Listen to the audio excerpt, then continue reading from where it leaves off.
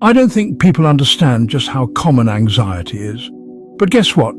You're not alone. Anxiety is more than just feeling nervous. It's persistent worry, restlessness, and even physical symptoms like a rapid heartbeat or nausea. But don't worry, there are ways to feel better. First, let's talk treatment. Psychotherapy like cognitive behavioral therapy or CBT helps reframe negative thoughts. Medications like SSRIs can also balance brain chemistry. Lifestyle changes make a big difference too. Regular exercise, a balanced diet, and relaxation techniques like deep breathing can help manage anxiety. Don't underestimate the power of social support. Talking to friends or joining a support group can be incredibly comforting. And if you're into alternative therapies, yoga, meditation, and herbal supplements like passion flower might help.